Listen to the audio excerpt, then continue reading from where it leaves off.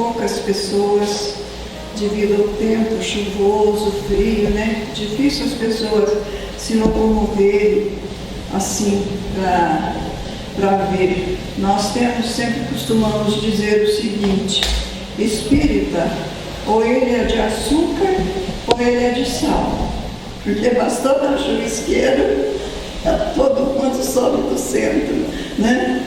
Mas a gente tem que ver as necessidades também, né? Hoje a gente está precisando se cuidar muito, se agasalhar, não abusar mesmo, porque está difícil quando não é uma coisa é outra, né?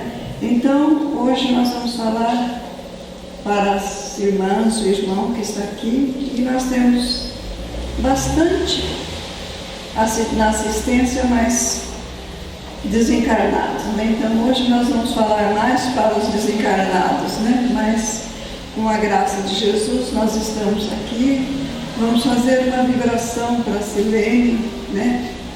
Que ela fique bem, que a sua mãe também fique bem, não haja um contágio, né? Porque ela está em dificuldade lá com a cuidadora da mãe dela. Então nós vamos fazer uma vibração especial para Silene e para a sua família. A proteção dos nossos mentores, que envolva todos num clima de amor, de fortalecimento e de paz. E nós aqui hoje agradecemos a Jesus, porque nós estamos aqui. Alguém está aqui. Jesus disse: onde 2 ou 3 estiver falando em meu nome, ali eu estarei. Claro que nós sabemos que a presença de Jesus está sempre, nunca nos desamparando. Agradecemos a espiritualidade amiga desta casa, que nos acolhe, que nos abençoa, que nos incentiva ao trabalho, mesmo que esse trabalho seja um trabalho assim pequeno, que nós achamos que não tem tanta importância, mas para o plano espiritual, todo o trabalho da casa tem uma importância sim. E a nossa presença aqui não vai somente para os encarnados, mas vai também para os desencarnados. Então, o agradecimento da espiritualidade por todos que estão aqui, e que Jesus nos abençoe. Ser conosco, Mestre Divino, hoje e sempre. Que a tua paz permaneça em nossos corações. Que assim seja. Depois de tudo consumado, da crucificação de Jesus, depois da sua ressurreição, quando na sua crucificação, os apóstolos, todos desertaram, menos um, menos João, né? Que já todo mundo sabe. Mas com o passar do tempo, depois que houve a ressurreição, os apóstolos foram voltando, um a um, chegando, foram se reunindo, porque Jesus havia conquistado 500 na Galileia, mas daqueles 500, Jesus não vira o rosto de nenhum deles na sua trajetória de sacrifício extremo, né? Aí, passado o tempo, já se fazia o quê? 50 dias, né? Jesus já havia voltado à pátria espiritual, e havia um lugar ali em Jerusalém, por nome de Cenáculo, era onde Jesus se reunia com os apóstolos, quando eles tinham que discutir qualquer coisa, Jesus havia passado ensinamento para eles, era ali que eles se reuniam, era um tipo de um salão. E naquele dia, que era o dia do Pentecostes, o dia do Pentecostes era muito celebrado, principalmente pelos hebreus e pelos judeus. O que significa? Eles comemoravam o Pentecostes. E o que significa o Pentecostes? Justamente naquele dia, era o dia do Pentecostes. O Pentecostes, para eles, significava, eles comemoravam o dia que Moisés recebera as tábuas da lei, o decálogo, né? Os 10 mandamentos, que seja, no Monte Sinai. Então eles comemoravam aquela passagem em agradecimento a tudo que eles recebiam, das messes que eles recebiam do Pai Criador. Então era chamado-se Pentecostes. Então, e justamente foi no dia do Pentecostes que eles começaram, não sabem como, foram aparecendo um a um, mas eles estavam com tanto medo, tão medrosos, tão assim, com medo da represália, né? Ali, que eles chegavam lá no cenáculo e entravam e fechavam a porta. Aí chegava um, batia, ia lá, abria, entrava e fechava a porta. Ao passo que eles mais ou menos ficaram em 120 pessoas. Entre aqueles 11 apóstolos, né, de Jesus, com os outros que estavam aderindo também à companhia dos apóstolos, que estavam seguindo a Jesus para o aprendizado, para que eles também se tornassem apóstolos. Tinha mais ou menos, conta-nos a Amélia Rodrigues aqui, que tinha umas 120 pessoas, mas eles estavam com as portas fechadas e com as janelas todas fechadas. E lá fora estava um burburinho de gente, porque tinha gente de todos os lugares, porque Jerusalém era uma cidade poliglota. Tinha muita gente da Grécia, de Tebas, de todos os lugares, né? Romanos, Espartacos, de todos os lugares. Aqui na frente a gente vai falar da Frígia, da Panfilha, de todos os lugares. Então cada um tinha o seu idioma, falava o seu idioma. Então eles ficaram assim tão amargurados, porque eles se acharam tão pequenos, eles se achavam tão desarvorados sem a presença de Jesus.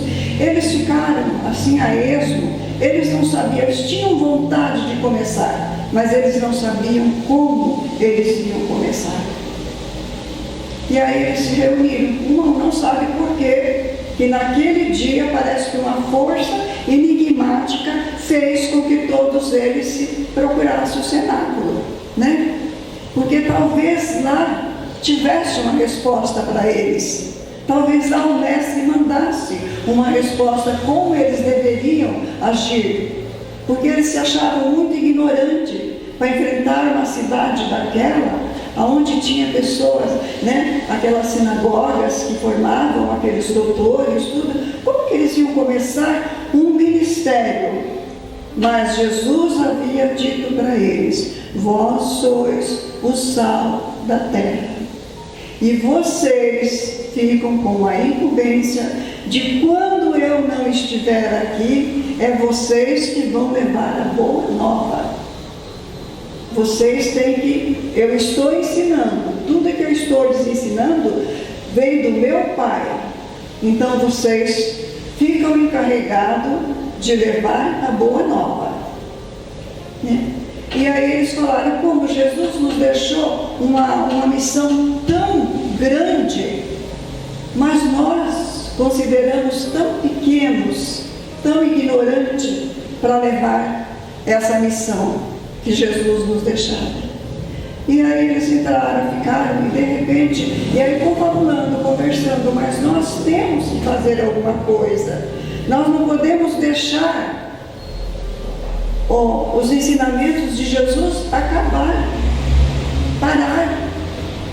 E de repente eles começaram como se fosse, que se aquela casa começasse a tremer, um barulho que só eles ali dentro ouviam, né? E um vento, como se fosse uma tempestade muito grande, que estivesse passando um por um, assim, rodopiando entre eles, né? Uma coisa assim extraordinária mesmo, que eles ficaram assim agarrados um ao outro, com muito medo. Mas era uma coisa muito especial. Aí de repente o silêncio, tudo se acalma, eles se refazem, eles olham um para o outro, eles veem, aqui não vai dar para vocês verem, porque está muito longe, mas o quadro foi este aqui.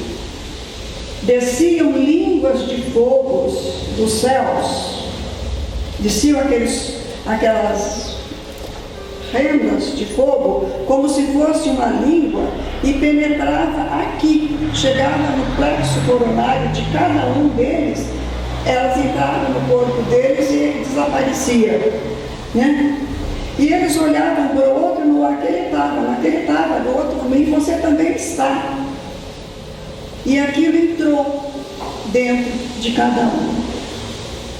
E não de repente aquilo deu uma força extraordinária neles, que eles disseram: nós somos os mensageiros do Mestre e nós temos que levar a sua mensagem adiante. Não tem nada que nos coloque medo. Eles se infundiam uma coragem assim de repente neles, que eles não sabem de onde vinham. Ali no cenáculo, aquele dia, no dia do Pentecoste, houve a eclosão da mediunidade, porque eles receberam a mediunidade. Cada um se tornara médium, foi a força que Jesus lhes prometera a cada um deles, uma espécie de uma língua de fogo, tomou todo o corpo de todos eles. E não de repente, um ato assim porque eles andavam muito tristes, desnorteados, eles passavam por aqueles lugares aonde Jesus pregava, principalmente aonde foi pregado Jesus, naquele monte onde Jesus pregava, fez as bem-aventuranças, né? No Monte Tabor, onde Pedro, Tiago e João foram os que assistiram à transfiguração de Jesus. Quando Jesus se desmaterializa completamente e fica só luz, dialogando com Moisés e Elias. E eles começam a lembrar daqueles feitos, mas eles já, de repente, mas Jesus tinha moral para isso. A moral do Mestre contava para isso. Eles lembram quando eles desceram do Monte Tabor também, né? Que depois deles verem aquela preciosidade, aquela maravilha, a transfiguração de Jesus, depois que passa tudo, ainda Pedro fala: Jesus, nós podíamos ficar aqui. Ele disse: não, Pedro, é lá embaixo que está o nosso dever, a nossa obrigação está lá. Nem todos podem subir a montanha como nós. Então, tudo aquilo era uma lembrança e um incentivo para eles, mas logo eles caíam na inércia novamente e desanimavam de levar a mensagem de Jesus para frente. E quando eles descem do Monte Tabor, acontece aquilo, né? Os outros apóstolos que estavam ali estavam tentando tirar um espírito imundo de uma criança que o pai pedira muito. E eles estavam ali, estavam sonorentos, gritavam: saia, espírito imundo, deixa esse corpo, em nome de Deus, em nome do Cristo. E nada acontecia. E eles dizem: aonde está Jesus que não aparece para nos ajudar? E nisso Jesus chega com Pedro, Tiago e João, né? E aí ele diz: o que está a acontecer? Eles mostraram que eles não tiveram força para tirar o demônio, o espírito, né, equivocado daquela criança. Aí ele diz, Jesus olha para eles e diz: homens de pouca fé, até quando eu estarei convosco? Né? Foi uma maneira de incentivá-los. Aí, depois que Jesus ordena que o espírito se afaste, a criança fica boa, fica curada, o pai leva a criança para casa. Aí vem o questionamento dos outros apóstolos: Senhor, nós fizemos tudo o que vós havia nos ensinado, mas nós não conseguimos. Ele disse: para essa casa, o espírito precisa muita oração e jejum. Só que o jejum que Jesus falava não era o jejum da comida, era o jejum do pecado, né? Era o jejum das faltas, das coisas, dos prazeres do mundo, de tudo aquilo que nos abate, né? Que faz mal para o Espírito. E ele disse: mas virá o tempo em que vocês poderão fazer o que eu faço, até mais. E eles pensavam naquilo: mas como que nós vamos fazer isso? Aí de repente acontece isso, a descida do Espírito Santo. Então o Pentecoste para eles, para aquele pessoal todo que estava comemorando, era a comemoração do recebimento das tábuas da lei lá no Monte Sinai por Moisés. Mas para nós, o Pentecoste significa a explosão da mediunidade. É quando eles receberam o Espírito Santo. É a vida, as vozes do céu, transformando as pessoas, em médiuns, infundindo coragem a todos eles, para que eles fossem cumprir a obrigação deles. E aí eles abrem aquela porta, não perderam o medo completamente, principalmente Simão Pedro passa a mão no seu bordão, na sua bengala, e ele sai na frente e começa a falar. Mas ele falava, ali consta que eles falavam em várias línguas. Eles não falavam em várias línguas, eles falavam na língua deles, mas cada pessoa que estava ali, ela entendia perfeitamente no seu idioma,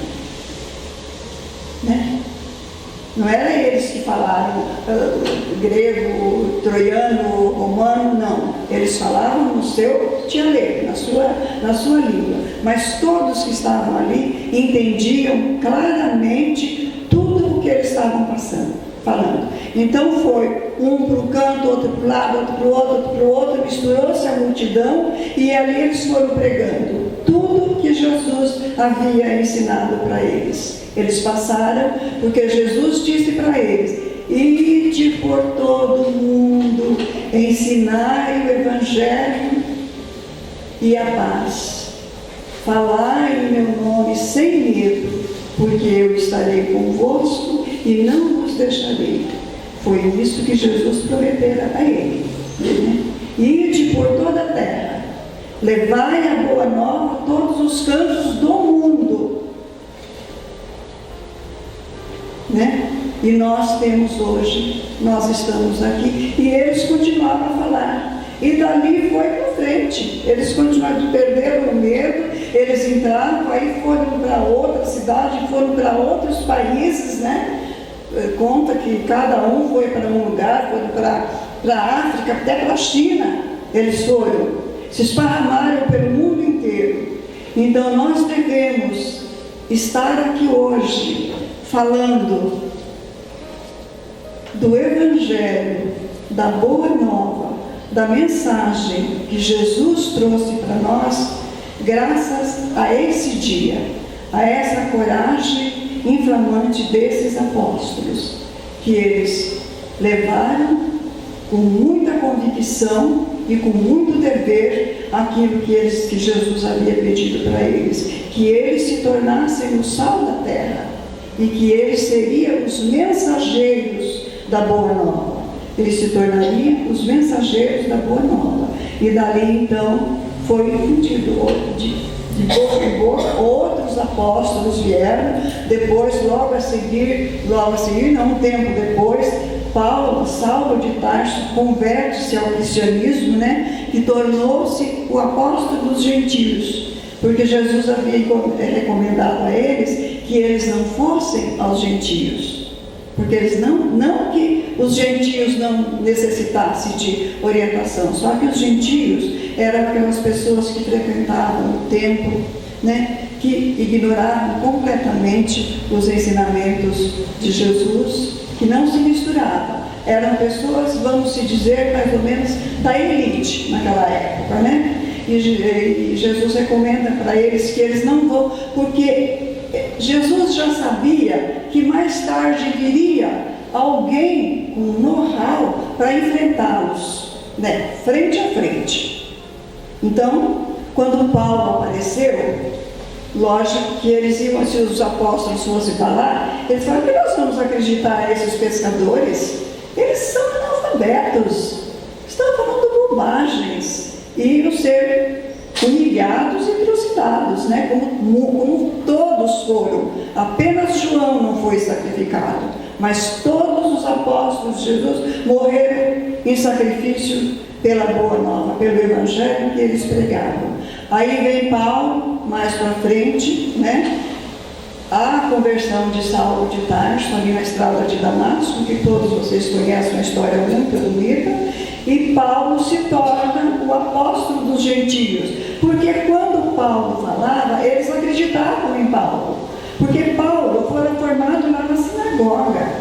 Paulo era um doutor da lei, ele tinha capacidade, né? Assim era o pensamento das pessoas. Ele sabe o que está falando, apesar dele ter se convertido, mas ele sabe. Então aí os gentios deram crédito a Paulo, porque olhava pelo lado de quem era Paulo, e quem eram os apóstolos. Os apóstolos eram tudo, a não ser o Levi, né, que depois que era coletor de impostos, né, que depois passou a se chamar Mateus, e depois mais para frente Lucas, que se une ao grupo, que Lucas é médico, né? Ele se chamava Lucano.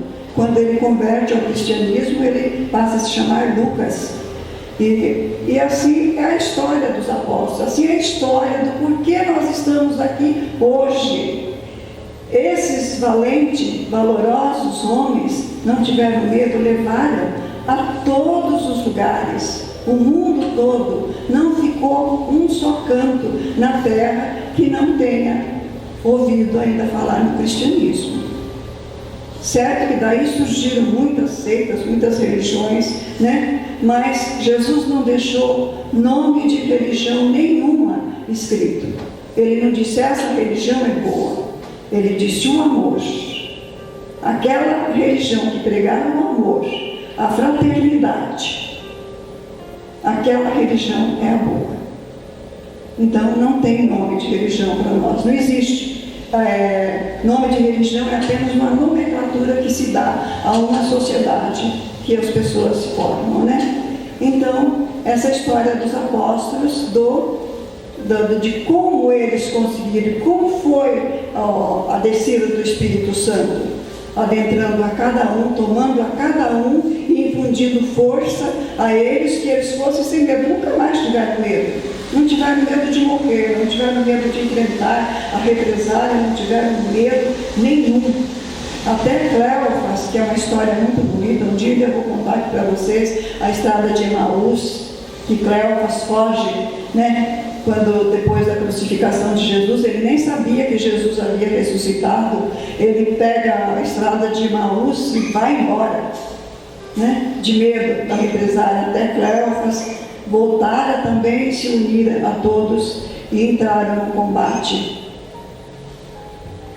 Aquele combate, combater o bom combate, o combate que Jesus havia deixado para eles, o ensinamento que Jesus havia deixado a cada um, porque Jesus encomendou a eles que eles seriam o mensageiro, eles teriam que levar a mensagem de Jesus a todos os cantos do mundo, que não ficaria um só lugar que poderia dizer, se eu soubesse. Não tem, porque nós sabemos. Agora nós precisamos fazer, né? Quando compete a nós fazer, vocês pensam que vir aqui na frente, falar, trazer alguma coisa aqui para vocês é fácil? Não é, porque eu não sou como se diz, eu não sou nenhuma oradora, muito menos uma palestrante. Mas quando a obrigação chega na minha mão, eu venho cumprir o meu dever. Eu procuro alguma coisa que eu possa trazer aqui para vocês, que vocês possam entender da maneira mais simples possível, como os apóstolos faziam. Não cumprir com as coisas para que vocês entendam. E hoje eu queria que vocês entendessem como é que surgiu a mediunidade. Como é pela vida do Espírito Santo. Que naquele momento cada um se tornara médium. E com aquela força infundável, foram em busca do trabalho deles, ao qual eles haviam prometido a Jesus. E uma coisa interessante quando a gente fala o Pentecostes, né? Porque tem essas religiões pentecostal, né, que falam o Pentecoste era para os judeus a celebração do dia que Moisés recebeu no Sinai as tábuas da lei. Era comemorado 50 dias depois da Páscoa. O Pentecoste era comemorado entre os judeus 50 dias após a Páscoa. E por quê? O que eles comemoravam a Páscoa? Tinha Jesus? Para nós, a Páscoa surgiu com Jesus, né? Que é a ressurreição, é vida nova. Para nós, a ressurreição, vida nova. A Páscoa foi o dia que Jesus ressuscitou. Mas não, antes de Jesus ressuscitar, a Páscoa já existia. Eles já comemoravam a Páscoa. Os judeus comemoravam a Páscoa. E a Páscoa era comemorada, por sua vez, 50 dias após a primeira lua do ano religioso. Então eles ficavam prestando atenção. Quando iniciava o ano religioso, eles ficavam de olho no céu. Quando a primeira lua aparecia, eles contavam 14 dias. Quando no 14º dia, eles comemoravam a Páscoa. E o que eles comemoravam a Páscoa? A sair, a liberdade, a libertação que Moisés os tirara da servidão, da escravidão do Egito e levara através do deserto durante 40 anos. Moisés caminha com eles pelo deserto, né? E tira eles da escravidão do Egito. Então é a comemoração da libertação da escravidão deles para os egípcios, porque eles eram escravos dos egípcios. E aí Moisés liberta. Então a Páscoa, eles comemoravam isso, a libertação deles. Para eles então a Páscoa era o dia da liberdade. Eles deixaram de ser escravos através de Moisés. Agora para nós a Páscoa significa vida nova, ressurreição, ressurgimento, né? Então é bom que a Amélia Rodrigues ela traz bem explicadinho aqui para a gente ter uma noção. Porque como que é Pentecoste? O que ele comemorava no Pentecoste? Jesus já havia partido, não foi Jesus que fundou, nem foram as igrejas que fundaram. Antes de Jesus já havia. Então é esse o significado do Pentecostes e da Páscoa. A Páscoa hoje para nós significa ressurreição, vida nova, renascimento, renascer de novo. Mata-se a morte do corpo e ressurge a vida do Espírito, porque o Espírito é eterno, né? Então, com o agradecimento de vocês, eu encerro aqui louvando a esses gloriosos homens que trouxeram até nós, se nós estamos aqui hoje falando, porque se eles continuassem naquele medo deles, e eles não tivessem tido a coragem de ir no cenáculo aquele dia, mas eles foram no cenáculo já empurrados por uma força misteriosa, o que teria acontecido? Os apóstolos não pregavam mais, a mensagem de Jesus tinha acabado. E hoje, como é que nós estaríamos, será? Como que teria continuado? Se eles não tivessem tido essa abertura, não tivesse vindo o Espírito Santo em cada um, infundindo coragem, mediunidade, não explodisse em cada um deles, dando força e ânimo, será que o Evangelho, a vida de Jesus teria sido em vão? Teria acabado? Porque aquele que ele escolhera para ser, ainda disse para Pedro, deixai de ser pescadores de peixes para ser pescadores de almas, né? Se eles não tivessem tido a coragem, não tivessem mais tarde dado a vida deles em prol do ensinamento do Evangelho, da Boa Nova de Jesus, o Evangelho tinha parado, a vida de Jesus. Então seria bom que todas as religiões, ao invés de se gladiarem, unirem-se, né? Porque todos nós tivemos o início lá com eles, com os apóstolos, né? Foi daí que foi surgindo. Então, hoje a nossa homenagem, nosso agradecimento a esses homens valorosos que, por ele, nós estamos aqui falando em total liberdade, sem medo de alguém adentrar aquela porta ali e falar: opa, para aí, o que está falando? É proibido falar isso. Não pode falar como era antigamente, né? E graças à liberdade religiosa, cada um tem o seu clero. E todos os cleros são bons, porque são de Deus e praticam o amor. Então, encerrando aqui, o meu agradecimento, que a paz de Jesus fique com todos. E nós vamos fazer o passe mais lá ou fazer um passe coletivo? Lá. Então tem eu, a Beth. Aqui, ó. Então tá. Agora nós vamos entrar para o passe, né? E o passe, gente, é o seguinte: o passe, ele entra por aqui.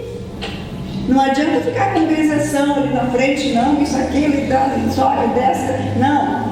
O passe apenas é a imposição das mãos, porque os fluidos, ele entra pelo meu plexo coronário e ele atravessa por mim primeiro para mim passar para o receptor.